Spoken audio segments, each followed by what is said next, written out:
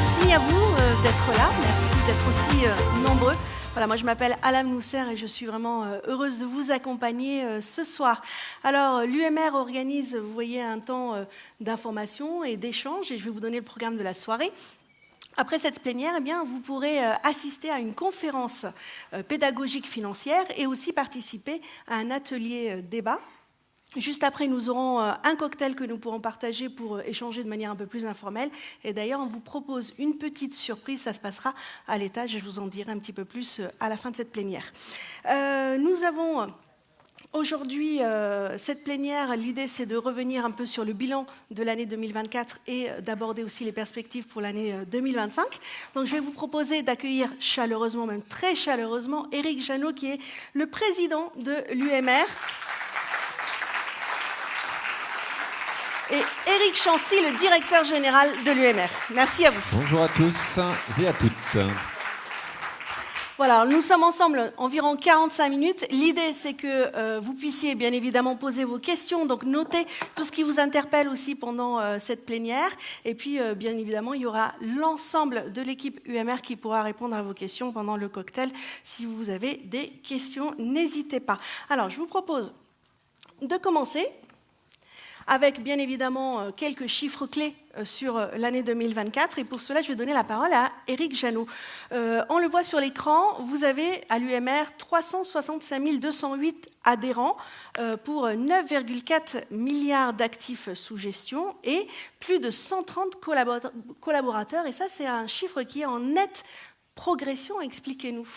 Oui, l'UMR est dans une période dynamique de développement globalement, donc on y reviendra tout à l'heure, mais c'est vrai que l'année dernière, on a eu une augmentation de la collecte d'épargne, et c'est vrai que c'est important, parce que ça veut dire plus d'adhérents, plus de gens qui épargnent, donc plus de gens qui contribuent aussi au fonctionnement de l'UMR, et puis à la gestion commune de notre épargne. Alors ça veut dire aussi plus d'obligations pour être au rendez-vous de la gestion financière. On a augmenter nos équipes qui suivent ces placements, les placements qu'on fait en votre nom et qu'on détaillera tout à l'heure. Ça veut dire aussi plus de personnes pour le développement, puisqu'on continue à se développer, et ça aussi on en reparlera à la fois sur nos contrats historiques. Je pense que dans la salle, il y a beaucoup d'adhérents du Corem, de la retraite en points, qui l'année dernière quand même a gagné plus de 7000 adhérents. Donc on est vraiment dans cette dynamique-là. Et puis sur des produits d'épargne retraite qu'on appelle multi-support, sur lesquels on passe des partenariats avec des distributeurs nouveaux. Et l'année dernière, par exemple, on a eu un nouveau distributeur qui est l'UNEP. L'UNEP, c'est l'Union nationale d'épargne et de prévoyance. C'est une association d'épargnants qui propose des produits d'épargne auprès de conseillers en gestion de patrimoine. Donc toute cette activité nouvelle, ça suppose effectivement des gens qui sont là pour assurer l'activité. Et puis aussi, surtout, et c'est très important pour nous, ça suppose que non seulement on ne dégrade pas le conseil qu'on vous doit, mais qu'on mette davantage de personnes au niveau du conseil, des conseillers qui sont en capacité de vous répondre et de vous accompagner, notamment dans les moments clés. La phase de cotisation, la phase de passage à la retraite, qui est un choix extrêmement important, et puis après, tout au long de la vie, notamment pour les gens qui choisissent une rente. Alors ce développement, c'est sur un temps très court. Pour quelles raisons? Qu'est-ce qui s'est passé ces dernières années pour qu'il y ait ce développement aussi important en si peu de temps? Il y a eu plusieurs étapes. D'abord, je pense qu'il y a eu la loi Pacte, qui est extrêmement importante, qui a contribué à développer l'épargne retraite en France. La loi Pacte date de 2019. Elle a modernisé les produits d'épargne retraite en les harmonisant. Et puis, elle a déclenché aussi peut-être une appétence beaucoup plus forte pour ces produits d'épargne retraite. Ça a aussi un lien avec une forme d'inquiétude réelle des Français aujourd'hui sur leur retraite future. Et on le comprend, puisque si aujourd'hui, en moyenne, on dit que les retraités ont un niveau de vie moyen à peu près égal à celui des actifs, quand on regarde les projections à long terme, on est plutôt sur une tendance à 85% du niveau de vie moyen des retraités par rapport aux actifs d'ici 15 ans. Donc évidemment, les jeunes, les actifs aussi s'en préoccupent davantage. Donc ça, c'est un premier point. Le deuxième point, c'est aussi qu'on a pris le tournant d'entrer dans le groupe VIV. Le groupe VIV, c'est un regroupement de mutuelles, notamment des mutuelles, celle qui nous accueille aujourd'hui ici, l'AFGEN, qui est très ancrée dans la fonction publique d'État, la Mutuelle Nationale Territoriale, la MNT, qui est très ancrée dans la fonction publique territoriale, et puis Harmonie Mutuelle, qui est une mutuelle interprofessionnelle qui couvre nombre d'entreprises et d'individus aussi dans le pays. Voilà. Donc cette entrée dans le groupe Vive a été très importante aujourd'hui pour déclencher aussi ces dynamismes, puisque le groupe Vive lui-même, qui est principalement un groupe orienté sur l'assurance santé, l'assurance prévoyance, a vu que pour ses adhérents, il y avait un vrai besoin de répondre à cette nécessité de se protéger, de protéger sa capacité à bien vivre sa retraite et à souhaiter avoir un plan ambitieux sur l'épargne retraite. Évidemment, l'UMR est au cœur de cette ambition. L'UMR, depuis 2 ans, est une société à mission. Est-ce que vous pouvez nous expliquer en quelques mots ce que ça veut dire concrètement? Alors, je vois que vous vouliez revenir sur les 3 métiers du groupe Vive. Oui. Je voulais revenir quand même sur le groupe Vive qui s'affiche, parce que j'ai expliqué pourquoi l'UMR y était, mais le groupe Vive est encore pas très connu. Chaque année, pour ceux qui reviennent sous les ans, je fais une petite présentation. Ce qui est marqué, c'est intéressant, c'est les métiers du groupe Vive. Alors, je vous disais, on est sur des mutuelles, MGN, MNT, qui sont principalement sur la santé, la prévoyance aussi, le risque en cas d'arrêt de travail, la retraite, on vient d'en parler. Mais ce qui est moins connu, c'est que le groupe Vive est aussi présent sur le logement social, mais aussi logement accessible à tous. Et par exemple, l'année dernière, en région parisienne, on a lancé avec le groupe Vive une foncière qui permet finalement de proposer des logements à titre prioritaire d'ailleurs aux adhérents du groupe. Et puis il y a tout le domaine soins et accompagnement. Et ça, c'est malheureusement assez méconnu, alors que c'est extrêmement important, parce qu'aujourd'hui, il ne suffit pas d'être remboursé pour ces soins pour avoir accès aux soins. On sait qu'il y a un déficit de réponse de notre système de soins, beaucoup d'attentes aujourd'hui pour avoir accès à des professionnels. Et en tant que groupe mutualiste, c'est une problématique qui a été prise à bras-le-corps, c'est pas nouveau, mais qui se développe beaucoup.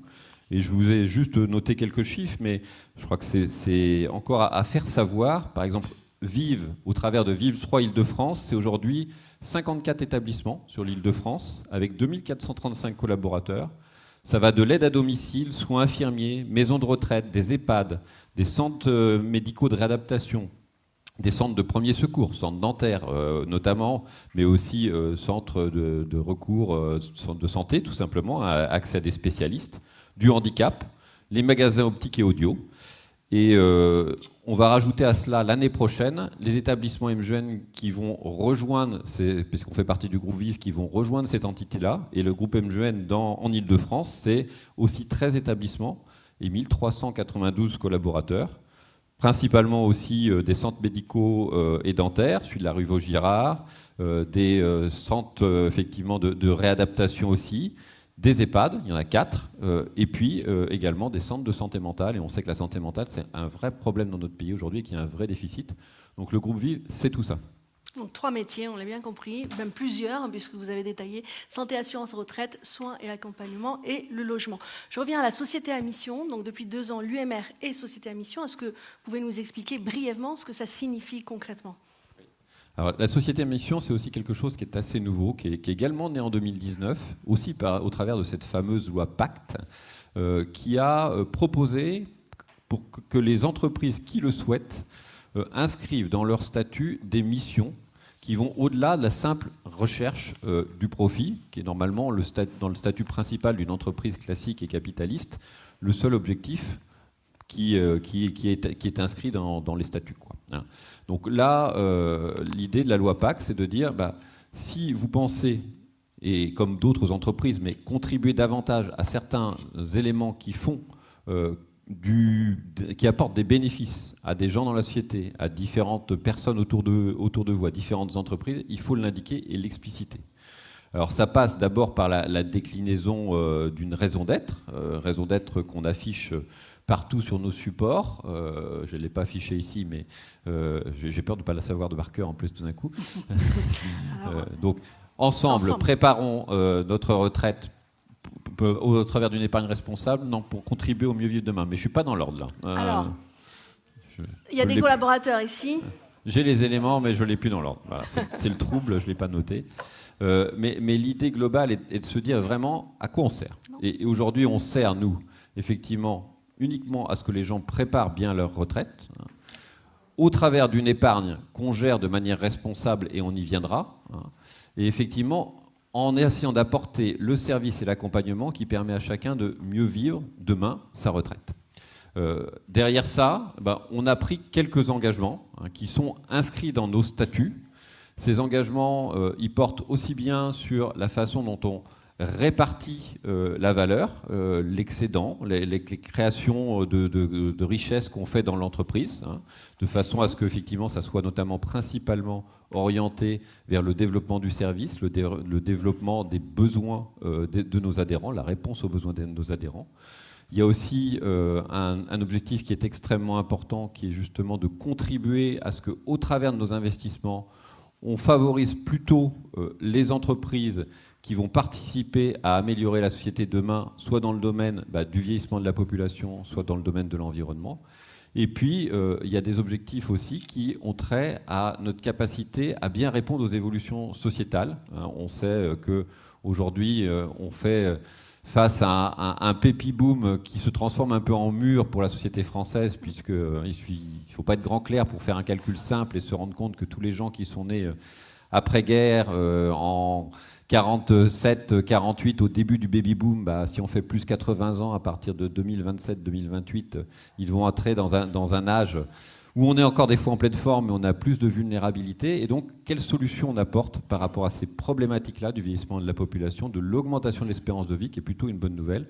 Comment on innove pour mieux répondre à ces questions-là? Comment on s'assure aussi qu'il y a un accompagnement juste à tous les âges de la vie? Ça fait partie des éléments sur lesquels on estime avoir des choses à dire, des choses à faire. Donc des objectifs économiques, mais aussi un engagement et un impact sur la société. On va le voir aussi dans les perspectives tout à l'heure. Alors, on va voir côté résultats, parce qu'on est quand même là aussi pour ça. On va faire le bilan de cette année. L'UMR gère votre épargne à tous. Donc, quels sont les placements, les nouveautés, les résultats? On a dit tout à l'heure 9,4 milliards d'actifs. Alors, est-ce qu'ils ont tous bien travaillé? Bien, on va voir ça. Avec vous, notamment Éric Chancy, sur la revalorisation de la valeur du point Corem. Je pense qu'il y a une bonne surprise pour l'année 2024 en tout cas. Oui, donc pour répondre à la question, on n'a pas trop mal travaillé, je crois, cette année, effectivement.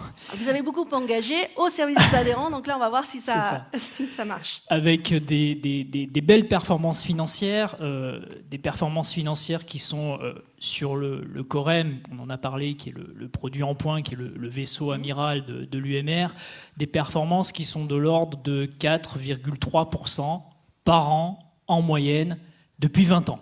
Donc ça se souligne car ce sont de très très belles performances quand on compare au marché. Et de la même façon, sur nos autres produits, les produits multi-supports, là on est sur des performances qui sont aussi très importantes, de l'ordre de 3,5% par an. Et ça nous permet de faire quoi? Eh bien, ça nous permet de revaloriser l'épargne de nos adhérents. On a du côté du Corem, revaloriser le point, la valeur de service du point, la valeur de vos retraites, de 3,5% cette année. Donc ça, c'est une traduction de ces belles performances financières. Et sur nos autres produits, les produits multi-supports, nous avons eu une revalorisation de l'épargne de 3,6%. Donc voilà, c'est aussi des éléments concrets qui permettent de revaloriser le capital de nos épargnants. Et là, vous faites le lien avec justement la société à mission, où tout à l'heure vous disiez le but c'est de rendre finalement aux adhérents les bénéfices. Je pense que c'est très important, effectivement, qu'on crée de la richesse en plaçant l'argent. La question c'est où va cette richesse? Il faut le savoir, déjà, on le dit peut-être pas assez, mais sur les PER, il y a un pourcentage des placements financiers qui peut rester à l'assureur. Sur le Corem, ce n'est pas le cas. 100% des rendements financiers vont vers les adhérents. Sur le PER, on peut en garder un petit peu. Mais la question, c'est combien on en restitue. Et ce qu'on a choisi de faire ces dernières années sur le PER multi-support, c'est vraiment de privilégier le retour vers les adhérents. Et c'est pour ça qu'on a le 3e meilleur rendement de l'année 2024 sur ce PER aussi. C'est vraiment un choix qui est extrêmement important. Deuxième aspect quand même, je tiens à le dire, c'est aussi, au-delà des rendements financiers de ce qu'on en fait, c'est comment on finance le fonctionnement de l'entreprise au travers des frais. Et je tiens à le rappeler ici de manière très forte, hein, notre spécificité, notamment sur ces deux produits, c'est d'avoir des frais parmi les plus bas du marché. Sur un placement qui est un placement de très long terme, vous avez ce qu'on appelle par exemple les frais sur encours. Les frais sur encours, c'est quoi? C'est le pourcentage de frais qu'on prend chaque année sur l'épargne que vous avez accumulée année après année. Voilà. Donc évidemment, au fur et à mesure du temps, ça fait des sommes qui peuvent être très importantes et qui peuvent raboter le retour qu'il y a pour les adhérents. Sur le Corem, on a les frais sur encours les plus bas du marché, hein, avec 0,37%.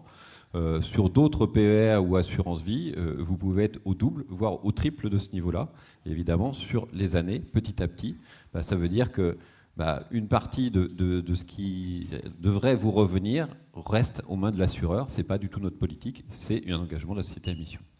Autre bonne nouvelle, vous avez parlé tout à l'heure de la pyramide des âges. Vous avez de plus en plus de nouveaux adhérents et ils ont un profil assez intéressant, Éric Chancy. Oui, on est assez fiers de ce qu'on a réalisé depuis 4 ans, puisque vous avez un graphique qui vous montre le nombre de nouveaux souscripteurs au PER en point, au plan d'épargne retraite en point. Donc en 2024, nous avons eu 7000 souscripteurs supplémentaires. Donc ça a un double intérêt, ça permet d'apporter de la solidité au régime, ça permet de le pérenniser, et puis ça permet aussi de rajeunir le portefeuille, puisque nous avons des souscripteurs qui viennent nous rejoindre, qui ont en moyenne autour des 31 ans. Donc c'est vraiment intéressant parce qu'on voit qu'aujourd'hui, il y a une appétence des jeunes générations à cette épargne. Et donc ça, c'est très encourageant et c'est vraiment dans ce sens-là qu'on poursuit nos efforts. Et puis la deuxième bonne nouvelle, c'est que nous avons un nombre d'adhérents cotisants qui est en augmentation également en 2024, puisque nous avons 121 000 adhérents cotisants contre 120 000 l'an dernier. Donc on a également, en plus de cette pyramide des âges qui se rajeunit, également un régime qui a une très bonne dynamique avec des adhérents cotisants supplémentaires. Alors vous avez parlé de l'appétence des jeunes pour la prévoyance, donc ça c'est plutôt une bonne nouvelle, mais ils sont aussi regardants sur où est-ce qu'on va mettre notre argent, à quoi va-t-il servir, et là vous avez une stratégie, vous, d'engagement et d'investissement responsable. Est-ce que vous pouvez nous en parler ? Oui, la stratégie d'investissement responsable, on a voulu vous l'illustrer avec 2 exemples. Le premier exemple, c'est le lancement de notre fonds Brocéliande, qui est un fonds qui investit dans des forêts. Nous avons fait l'acquisition de 6 forêts jusqu'à présent, environ 1000 hectares, avec une vraie conviction de changer l'industrie forestière. L'idée, c'est de se dire que, évidemment, c'est une industrie de présent et d'avenir, en matière de chauffage, en matière de construction, mais c'est aussi une façon d'accompagner cette industrie dans une exploitation plus responsable des forêts. J'ai pensé à vous parce que ce week-end, j'étais en balade en Bourgogne. Et aujourd'hui, ce qu'on voit beaucoup en Bourgogne, c'est des exploitations intensives de forêt. Donc vous avez des coupes rases, vous avez des centaines et des centaines de mètres, où vous avez des gros engins qui sont passés et qui ont détruit toute la forêt. Nous, ce n'est pas ce type d'exploitation intensive qu'on souhaite prôner. C'est une exploitation beaucoup plus responsable. Et on pense qu'avec ce type d'investissement, on peut amener l'industrie forestière à changer. Est-ce que vous pouvez nous préciser où sont ces forêts ? Elles sont en France ? Elles Alors, sont à l'étranger ? On a des forêts en France. On a fait une acquisition notamment dans les Landes, une forêt qui a complètement brûlé. Donc là, on est dans une logique de reboisement de cette forêt. Une forêt dans le Morvan, une forêt dans le Loir-et-Cher. Et là, on vient également de faire l'acquisition de forêts en Finlande. Voilà. Donc une exposition assez diversifiée. Donc ça, c'est vraiment la première illustration.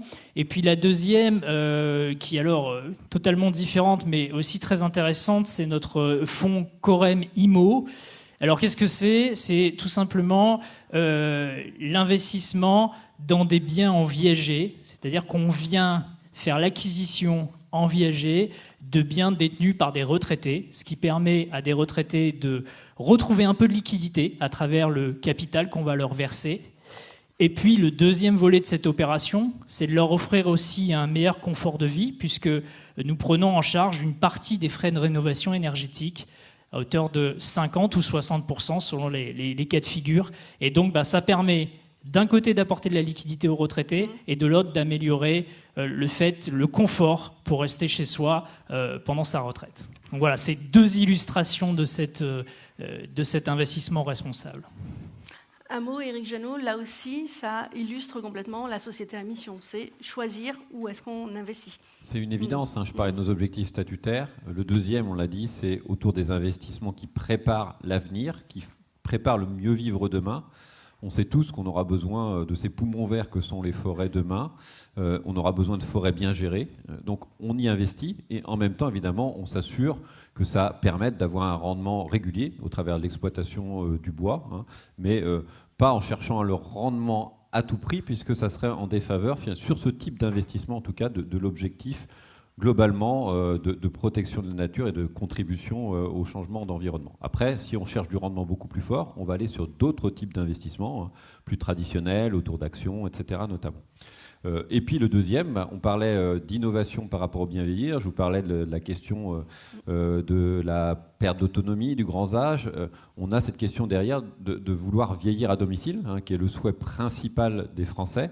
Mais par moment, des fois, on se retrouve dans un domicile qui a de la valeur et puis on n'a pas les moyens pour faire face aux dépenses qui permettent de rester chez soi tranquillement. Vendre son bien en viager, en plus en s'assurant que ce bien soit rénové de façon à ce qu'on n'ait pas des dépenses de chauffage ou autres inconsidérées, c'est une forme de réponse à ces besoins sociaux également. Voilà. Alors, puisqu'on est dans le bilan 2024, on va parler aussi de vos réussites. Vous avez eu un certain nombre de labels. Alors, pour nous, public, on ne connaît pas. Donc, est-ce que vous pouvez nous dire juste ce qu'on peut en retenir, en fait, de ces différents labels? Parce qu'on ne les connaît pas, puisque c'est des labels professionnels, en fait. On aime bien se donner des prix dans l'assurance et dans le monde de l'épargne, c'est vrai. On aime bien ça. Mais concrètement, qu'est-ce que ça veut dire pour nous?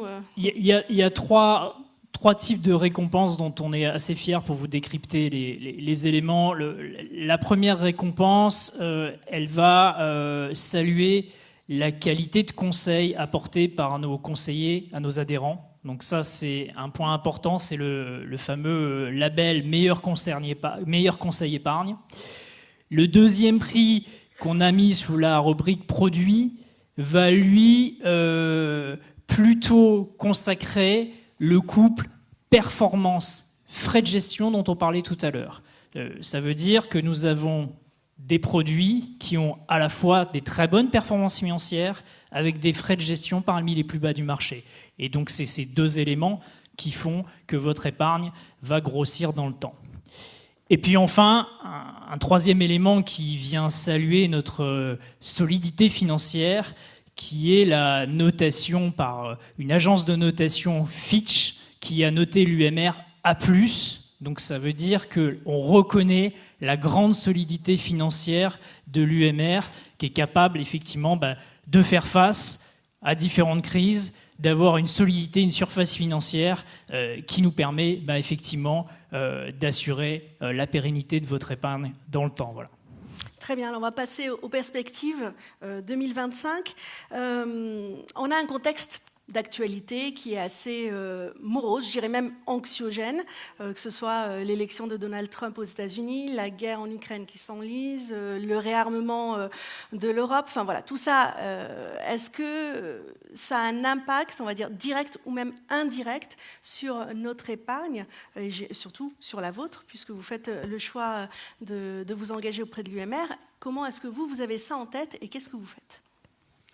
Oui, alors le point sur lequel on voulait aussi partager aujourd'hui, c'est que en choisissant l'UMR, vous avez aussi choisi un gros paquebot qui est le Corem avec 10 milliards d'actifs sous gestion.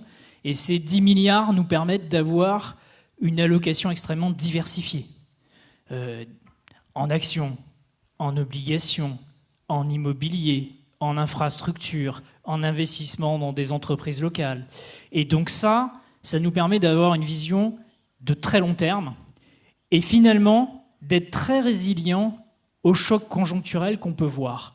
Donc effectivement, alors ça ne nous fait pas plaisir de voir ce qui se passe en ce moment, mais ça n'a pas d'impact sur la performance de votre épargne, du fait d'avoir un actif aussi diversifié. Donc, on va dire le gâteau est grand, c'est ça. Ça permet de se diversifier et donc de résister sur les chocs qu'il y a actuellement. Exactement, le gâteau de nos épargnants, puisque c'est leur gâteau. Effectivement, l'épargne qu'ils nous ont confiée, la masse de cette épargne et la perspective de très long terme, puisque nous sommes sur de la retraite, nous permet d'avoir effectivement une allocation d'actifs très résistante aux chocs que l'on peut rencontrer sur le court terme. Vous avez utilisé le mot diversification, c'est aussi le mot-clé pour les produits que vous proposez chaque année. Vous essayez d'innover justement dans les PER que vous mettez en place. Oui, l'UMR s'est développé sur de nombreux produits, de nombreux supports. Nous avons aujourd'hui des produits en points, nous avons des produits en euros, nous avons des produits très accessibles, avec des minimums de versement très bas. Nous avons des produits réservés aussi à une clientèle plus patrimoniale. Donc, diversité de produits, diversité de cibles qui accompagnent du coup ce développement de l'UMR depuis 5 ans, comme il est mentionné dans ce petit graphique, effectivement, qui démontre la diversification importante aussi en termes de produits pour l'UMR. Et c'est des partenariats nouveaux aussi à chaque fois. Oui, des partenariats avec finalement des partenaires très, très variés, puisque nous travaillons aujourd'hui avec des banques privées, des conseils en gestion de patrimoine, des courtiers, des acteurs en ligne, des acteurs sur Internet. Donc, on a diversifié effectivement l'ensemble de nos partenariats en même temps que l'ensemble de nos produits. Alors, l'UMR, à chaque fois, enfin, en tout cas chaque année, propose un baromètre de satisfaction et où on vous propose aussi quelques questions, notamment sur le niveau de culture financière. Et par exemple, eh bien, on vous a demandé de citer quels étaient les produits d'épargne que vous connaissiez le mieux. Alors, à votre avis, qu'est-ce qui vous vient en tête quand on parle de placement et d'épargne? Le premier qui vient, c'est... Exactement. Le livret A, vous l'avez cité à 90%. Le deuxième, l'assurance vie. Et le troisième, le PER, qui arrive, mais alors loin derrière le livret A et l'assurance vie. Ensuite, on vous a demandé de vous noter vous-même. Quel est votre niveau de culture financière sur 10? Quelle note est-ce que vous vous donnez, d'après vous? 2, 3, 5, madame, je vois. 5 aussi, 7, 8, pas mal.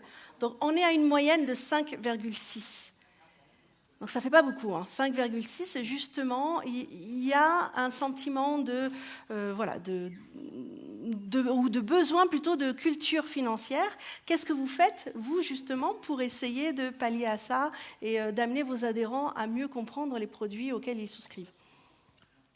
C'est un véritable challenge pour nous parce qu'on l'a affiché sur la diapositive précédente. C'est un de nos objectifs de rendre finalement l'épargne retraite accessible au plus grand nombre. Et pour ça, encore faut-il la comprendre et que ça sorte du jargon des assureurs ou des financiers.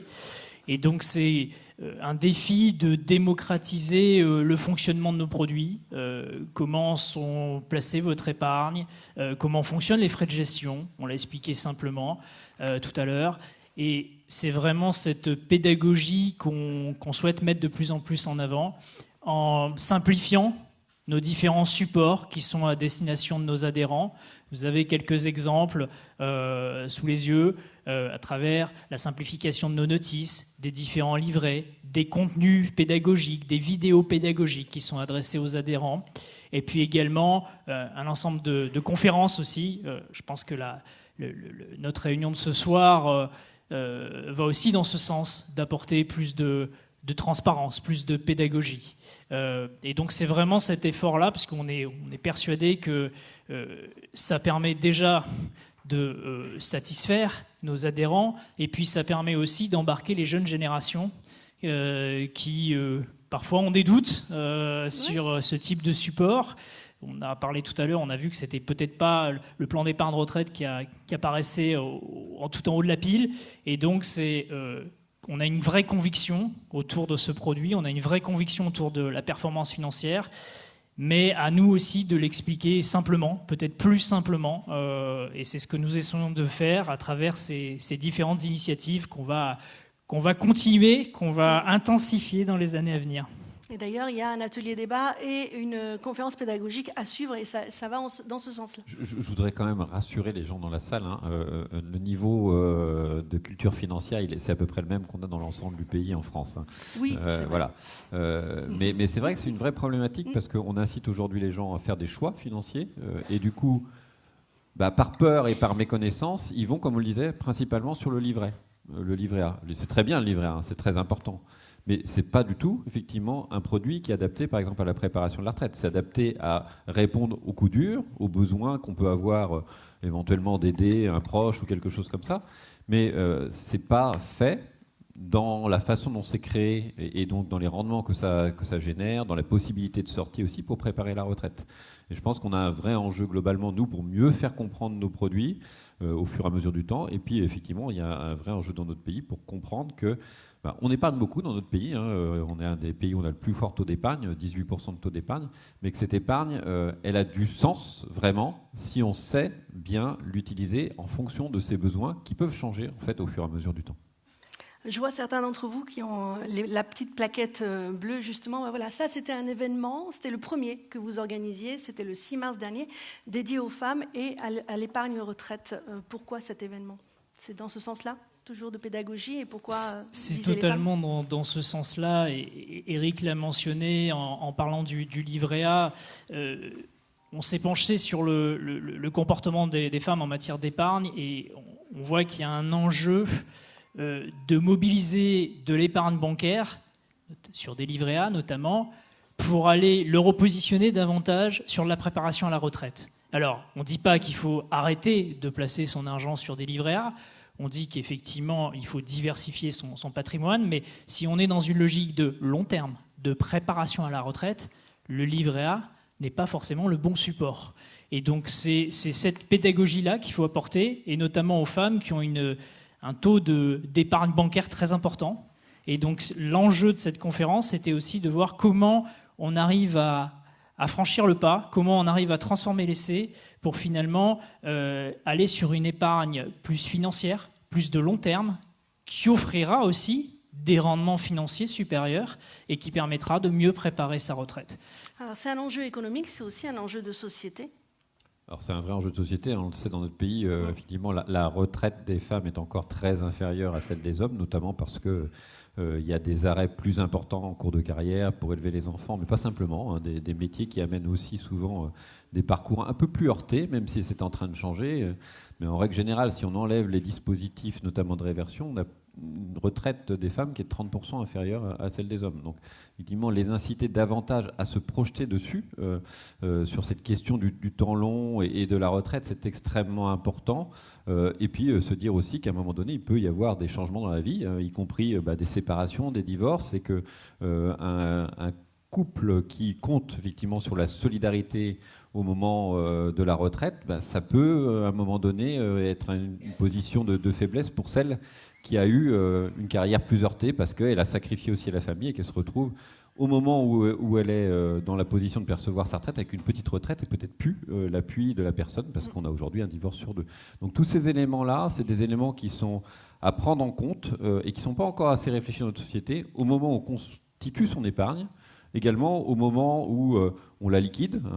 S'il y a des gens dans la salle qui s'approchent de ce moment de la liquidation, il y a par exemple des questions au travers des choix de réversion ou non de réversion qui permettent de mieux protéger son conjoint quand on choisit de sortir de son épargne retraite en rente notamment. Ça, c'est des éléments sur lesquels on veut mettre l'emphase parce qu'il y a vraiment un besoin d'un conseil tout au long de la vie sur ces questions. Alors vous parliez de choix, de questions, de conseils, mais justement, c'est le moment où vous pouvez poser vos questions je vois déjà une main qui se lève. On a des micros à disposition, comme ça vous n'aurez pas besoin de forcer. Donc n'hésitez pas. Là-bas, monsieur.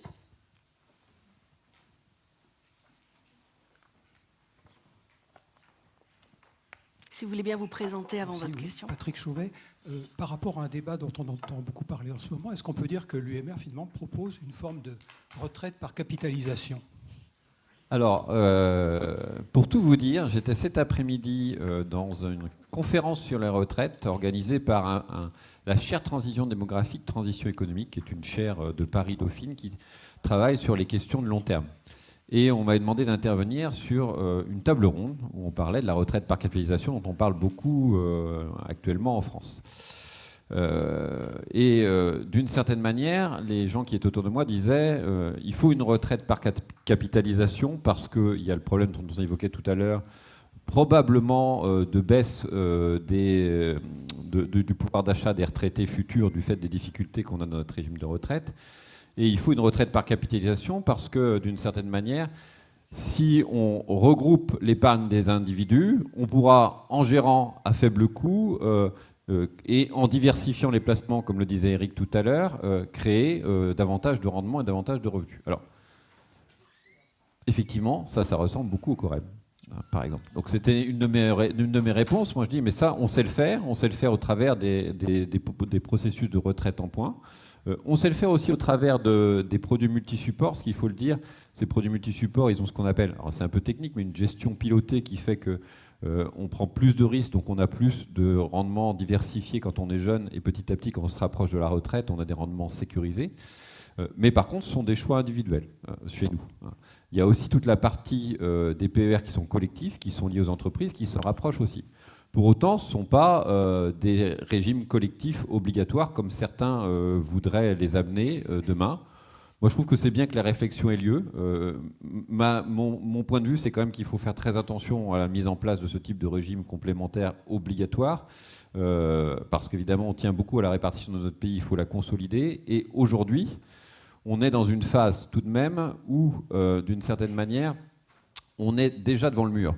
Le mur, c'est le fait qu'il y ait beaucoup de retraités, et c'est très bien, qui vivent de plus en plus vieux, et moins de cotisants qui sont là pour, d'une certaine manière, financer la répartition. Si on leur demande de plus à ces cotisants de financer la répartition de ceux qui sont en retraite aujourd'hui, et de se constituer, au travers d'un régime collectif obligatoire, leur propre régime par capitalisation, ils vont avoir une double cotisation à supporter.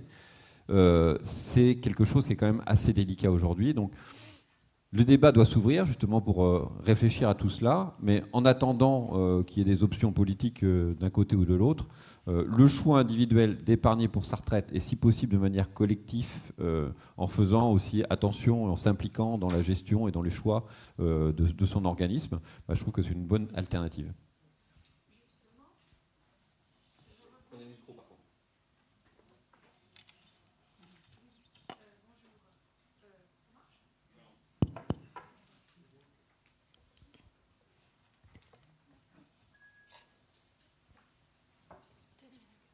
Merci. Oui, bonjour. Je suis comme beaucoup de personnes ici, je suppose, allocataire maintenant de Corem. Et je voulais savoir plusieurs choses, mais notamment, comment recrutez-vous les nouveaux adhérents ? Parce qu'à mon époque, c'était dans les établissements, moi je suis une ancienne enseignante, c'était dans les établissements scolaires, mais c'est beaucoup plus diversifié, je pense. Comment attirez-vous ceux qui vont financer nos retraites, ou qui les financent déjà? Alors, comme on l'a expliqué tout à l'heure, en fait, nous, on passe par des distributeurs qui connaissent bien leur population. Et c'est pour ça aussi qu'on a des produits d'épargne retraite qui sont très différents selon les populations que connaissent les distributeurs. Particulièrement pour le Corem, on va passer par des mutuelles, et notamment, on est dans les locaux, la MGN aujourd'hui, qui a un lien particulier avec beaucoup de fonctionnaires de l'État, évidemment l'éducation nationale à l'origine, mais également la culture, les affaires sociales aujourd'hui. Vous savez, on peut en parler là, mais que maintenant, la couverture santé pour les fonctionnaires va devenir obligatoire, les fonctionnaires actifs. Et donc, la MGN demain va couvrir les 2/3 des fonctionnaires. Donc évidemment, les 2/3 de ces fonctionnaires vont naturellement, pour une partie d'entre eux, venir vers la MGN pour d'autres besoins de protection. Et c'est... Ah oui, mais ils sont encore nombreux hein, quand même. Ils sont encore nombreux.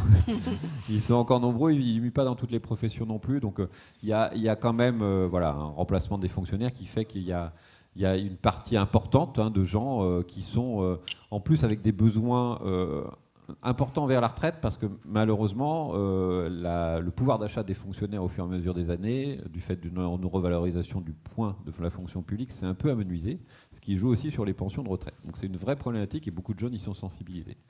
Après, sur d'autres publics, on parlait tout à l'heure des deux autres produits qu'on a, on va aller chercher par exemple sur la population des libéraux, des gens qui sont indépendants. C'est le réseau Harmonie Mutuelle qui va nous aider parce qu'il les couvre beaucoup plus en santé. Et eux, ils ont d'autres problématiques. Donc on a fait un autre produit qui est plus adapté à eux. Hein, parce que leur problématique, c'est de se dire à un moment donné, quand j'arrive à la retraite, j'ai une très faible retraite liée à mon activité. Je vends éventuellement mon outil de travail si j'arrive à le vendre, mais je risque d'avoir une très faible retraite liée à mon activité. Par contre, ils ont des dispositifs d'aide fiscale spécifiques, notamment pour cotiser pendant la phase de cotisation. Qui est à même de leur apporter le meilleur conseil? Ceux qui les connaissent bien parce qu'ils les protègent aussi en santé et en prévoyance. Puis dernier exemple, on a des personnes aussi qui ont des revenus plus importants, qui font appel à des conseillers en gestion de patrimoine. C'est avec eux qu'on va proposer des produits d'épargne retraite qui vont être sans doute plus complexes d'ailleurs, mais ce n'est pas très grave parce que c'est le conseiller en gestion de patrimoine qui va venir leur apporter le conseil avisé en fonction des besoins qu'il aura identifiés. Donc voilà, on passe vraiment par ces réseaux spécialistes avec des produits à chaque fois adaptés.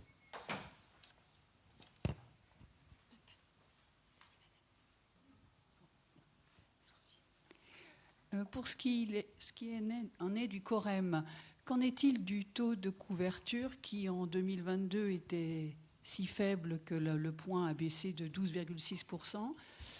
Voilà, donc je sais bien qu'il y a eu une augmentation de 6,5 et puis de 3 enfin je ne sais plus combien on en est, mais enfin on en est à 9 de récupération, mais on n'a pas encore récupéré nos 12,6. Voilà. Alors, plusieurs réponses à ça. Le taux de couverture du Corem, il est de 143%. Alors, pour ceux qui maîtrisent moins le sujet, le taux de couverture, c'est... On compare la richesse que nous avons, les actifs que nous avons, par rapport aux retraites que nous devons payer actuellement et dans le futur. Donc, on fait le ratio entre les deux. Est-ce que... nous avons suffisamment d'actifs pour faire face à nos dettes. Hein. On va la faire courte, c'est ça.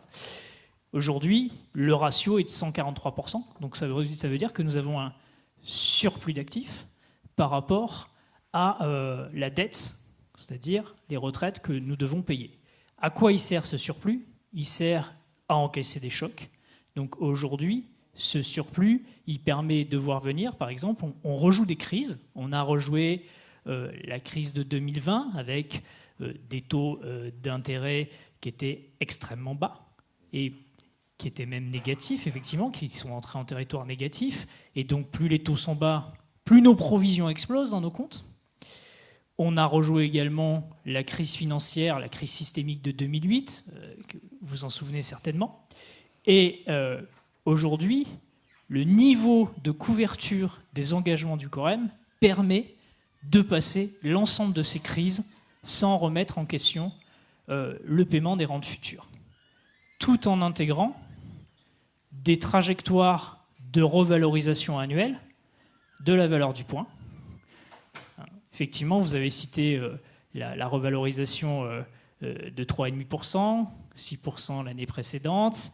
On espère continuer sur des trajectoires très intéressantes. En tout cas, dans nos projections, on prévoit des revalorisations chaque année.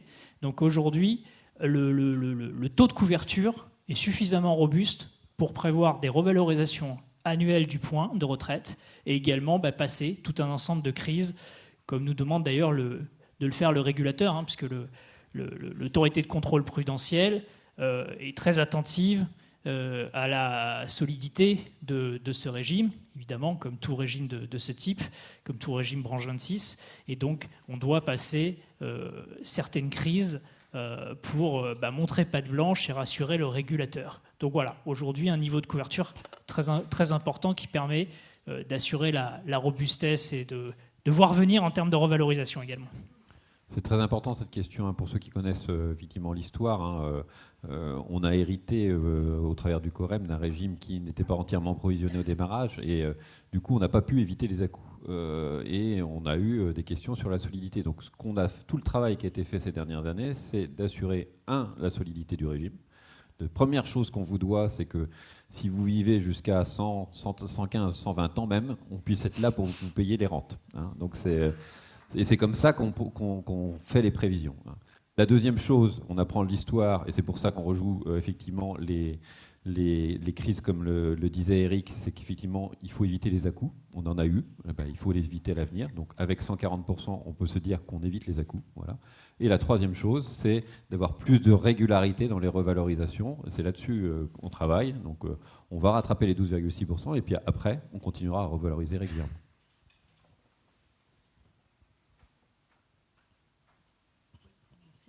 Oui, moi, la question, c'était, vous avez parlé de beaucoup de partenariats, mais alors quand on était entre nous, on gérait à notre mode, et avec les partenariats, ça se passe comment? Ils ont une participation, on les rémunère, c'est quoi le truc?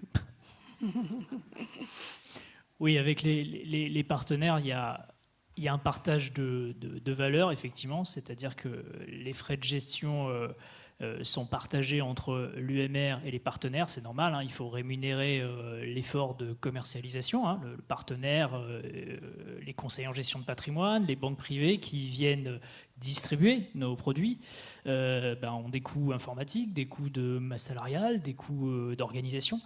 Et donc c'est logique effectivement qu'on partage notre rémunération.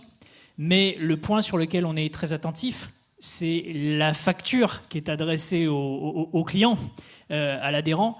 Et celle-là, on est très attentif au fait qu'elle n'augmente pas. Voilà. Donc ça, c'est un des points qui est aussi vérifié à chaque fois qu'on conclut un partenariat avec un conseiller en gestion de patrimoine, une banque privée, c'est quelle est l'addition finale pour le client. Et vous l'avez compris, hein, dans toutes les présentations qu'on a pu faire, on est très attentif à avoir des frais de gestion parmi les plus performants du marché. Donc, comment on fait? Tout simplement, on fait avec la part qui nous reste, et cette part-là, on la partage entre nous et le distributeur, mais sans alourdir la facture finale pour le client, à laquelle on est très attaché, puisqu'on en a parlé tout à l'heure. C'est une des composantes essentielles d'accumulation de l'épargne. Hein, et c'est très sensible sur des horizons de 10, 15, 20 ans ou 30 ans. Hein. Nous ne pourrions pas avoir un réseau de distribution qui soit présent sur tout le territoire, ou alors ça nous coûterait très cher et ça ferait augmenter les frais également, quoi. Donc finalement, le fait de passer par ces partenaires qui font la distribution, et comme je disais tout à l'heure en plus, en proximité de leur public, évidemment ça coûte, mais ça ne coûte pas plus cher que si on avait notre propre réseau de distribution, et ça permet de mieux toucher les différents publics. Voilà un peu comment on fonctionne.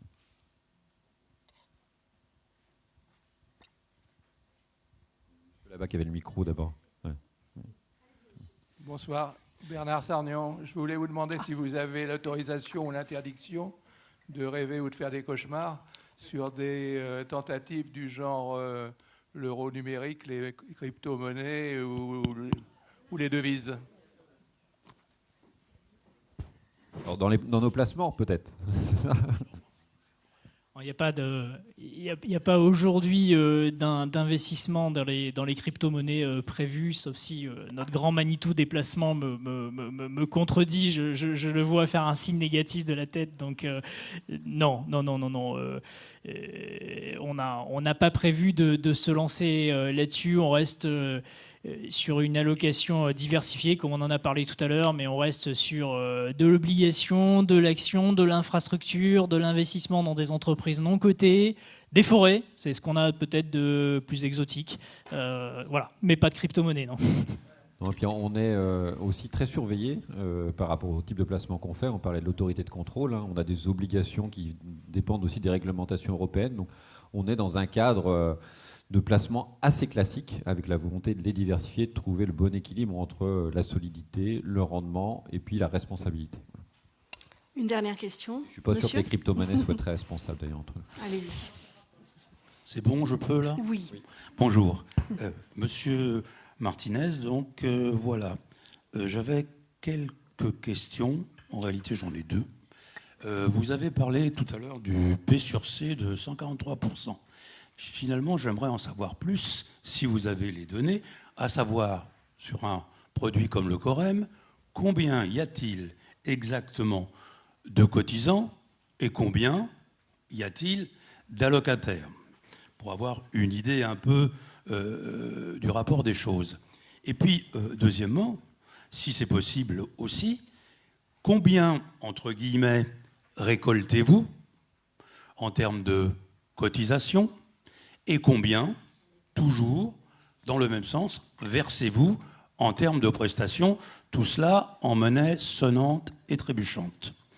Question subsidiaire. Ah, ça fait 3, là. Allez-y.